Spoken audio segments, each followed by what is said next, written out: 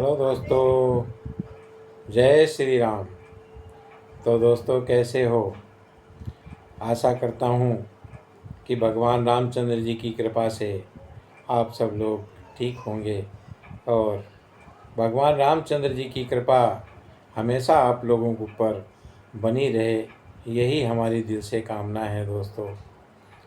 तो दोस्तों, आप सुन रहे थे राधे श्याम रामायण। और राधे श्याम रामायण में प्रसंग चल रहा था राम जी का वनवास। तो दोस्तों, पिछले कई भागों में मैंने आपको एक भक्त हुए नामदेव जी महाराज, उनकी कथा सुनाई है। और आज एक और नामदेव जी की कथा सुनाता हूँ। आपको कैसी लगी? लाइक, कमेंट और शेयर करके अवश्य बताना दोस्तों। तो दोस्तों, आइए शुरू कर दे रहे हैं नामदेव जी महाराज की कथा। एक बार नामदेव जी ने जंगल में पेड़ के नीचे रोटी बनाई। अब जब रोटी बन गई तो नामदेव जी को लघु शंका होने लगी। तो नामदेव जी लघु शंका के लिए चले गए और जब आके देखते हैं कि एक कुत्ता उनकी रोटियां मुंह में दबाए हुए भागा जा रहा है, तो नामदेव जी जल्दी से अपनी कुटिया में गए और एक घी की कटोरी उठाकर ले आए। और नामदेव जी तो हर किसी में प्रभु को ही देखते थे।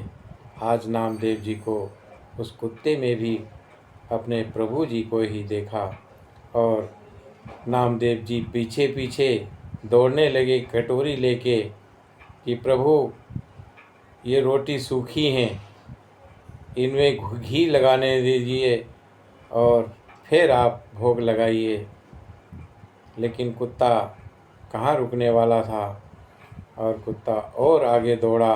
तो नामदेव जी फिर उसके पीछे पीछे दौड़ते रहे और यही कहते रहे कि प्रभु, रोटी सूखी हैं और इसमें घी लगा लेने दीजिए और फिर भोग लगाइए।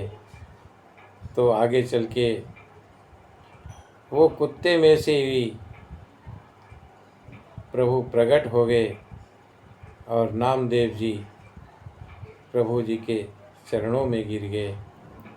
और जब गिर गए तो कहने लगे प्रभु कि नामदेव, तुम्हारी जैसी भक्ति कोई नहीं कर सकता और मैं बहुत प्रसन्न हूँ। मांगो, क्या मांगते हो? तो नामदेव जी कहते हैं कि प्रभु, हमें कुछ नहीं चाहिए, बस आपका ऐसे ही प्यार और आशीर्वाद चाहिए। जब नामदेव जी वहाँ से चले हैं और चलने के बाद एक पंजाब प्रांत में ही नानकपुरा गांव में ही उनकी आज भी समाधि बनी हुई है और 80 साल की उम्र में उन्होंने शरीर त्याग दिया। तो दोस्तों, ये प्रियादास जी ने कहानी लिखी थी जो मैंने आपको सुनाई। और कैसी लगी बताना दोस्तों। अब आपको हम ले चलते हैं राधे श्याम रामायण में। और राधे श्याम रामायण में रामचंद्र जी का वनवास चल रहा था। आइए सुनाते हैं राधे श्याम रामायण।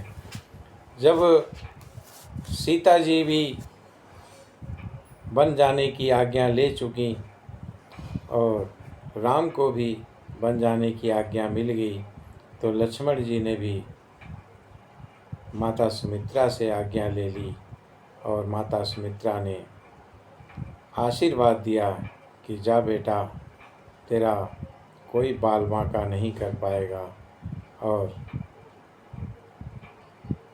मेरा ये आशीर्वाद है। तो दोस्तों आइए सुनाते हैं। यदि बांका बाल हुआ भी तो होगा भाई की सेवा में, लग जाए प्राण की भी बाजी तो रघुराई की सेवा में। देखना लाल मेरे हो तुम तो सत पे सदा अड़े रहना, 14 बरसों की सेवा में वीरों की भांति खड़े रहना। किंचित भी पीछे हटे लाल तो क्षत्रिय धर्म मिटा दोगे, कर्तव्य मार्ग से डिगे अगर तो माँ का दूध लजा दोगे। जाओ प्रसन्न रखो उनको जो मुद मंगल के दाता हैं, अब पिता तुम्हारे रामचंद्र अब सिया तुम्हारी माता है। ये के आशीर्वाद दे सिर पर फेरा हाथ, हो प्रसन्न लक्ष्मण तभी चले नवा कर माथ। कुछ समय वहाँ ठहरे लक्ष्मण, थी लाज भरी उर्मिला जहाँ, या यूं कहिए घन घोरों में था सर चंद्रमा खिला जहाँ। सीकों की सुघर चटाई पर वो ग्रह लक्ष्मी थी पड़ी हुई, जब स्वामी को आते देखा गंभीर भाव से खड़ी हुई। जब उर्मिला ने लक्ष्मण को आते हुए अपनी तरफ देखा तो एकदम खड़ी हो गई। पहले चरणों में गए फिर नैनों तक नैन, देख अवस्था प्रिया की बोले लक्ष्मण बैन। उर्मिला उर्मिला विदा करो दिन है उत्साह दिखाने का, माँ ने भी आज्ञा दे दी है प्रण है मेरा बन जाने का। इस समय नहीं कुछ देर तलक इस मंदिर में ठहरूंगा मैं, भाभी भाई की सेवा में अब जीवन सफल करूंगा मैं। कंपित होने को हुआ वो सुकुमार शरीर, किंतु धन्य उस सती ने तजा न अपना धीर। ये जान के कि लक्ष्मण जी भाई और भाभी की सेवा में बन जा रहे हैं तो एकदम शरीर कांपने लगा, लेकिन थोड़ा सा धीर रखा। भीतर ही भीतर आग लगी पर प्रगट कुएं का पता नहीं, बुझ गई वहीं की वहीं ज्वाल बाहर तक आई हवा नहीं।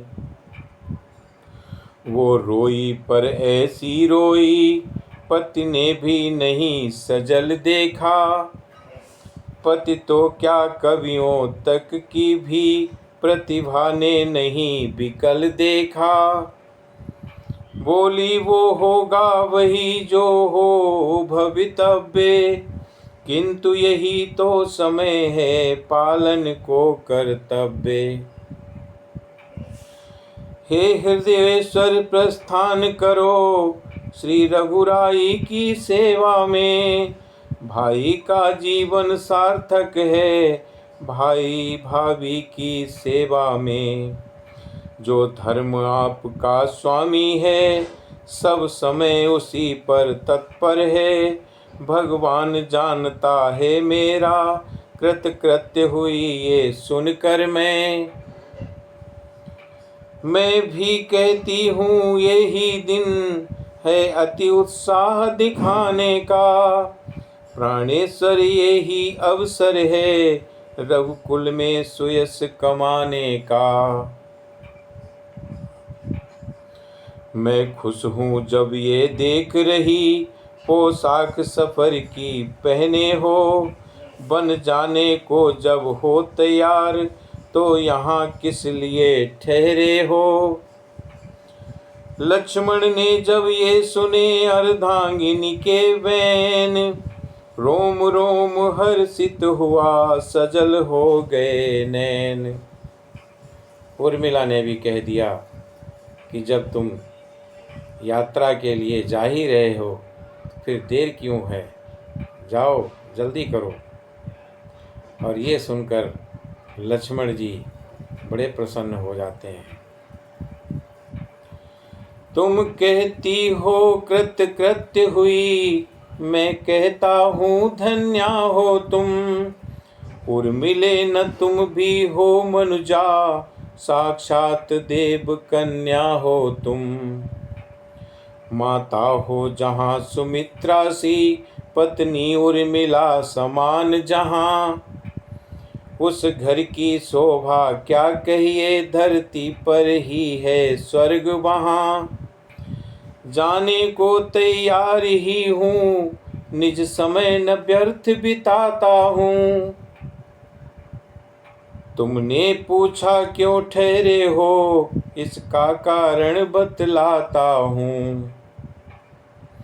यदि मेरे 14 वर्षों की बिछुड़न तुमको खल सकती हो, तो मैं ये कहने आया हूँ तुम मेरे संग चल सकती हो। लक्ष्मण का लक्षणों से लक्ष्य विलक्षण ताड़, गृह लक्ष्मी सिंगनी सी उठी तुरंत दहाड़। किसके उसके साथ जो सेवा करने जाए, सेवक का कब धर्म है पत्नी को ले जाए। अब लक्ष्मण जी ने भी उर्मिला से कह दिया कि अगर हमारी विछुड़न से तुमको दुख है तो तुम भी मेरे साथ चल सकती हो। लेकिन उर्मिला जी बोली कि खुद तो सेवा करने जा रहे हो तो फिर मुझे सेवा का मौका कहाँ मिलेगा, इसलिए तुम चले जाओ, मैं यहीं पे सासुओं की सेवा करूँगी और तुम्हारा इंतज़ार करूँगी। तो दोस्तों, आज की कथा को हम यहीं पर विराम करते हैं और इससे आगे की कथा हम आपको शेष अगले भाग में सुनाएंगे। तो दोस्तों, कैसी लगी है हमारी कथा, कमेंट करके अवश्य बताइएगा। जय श्री राम।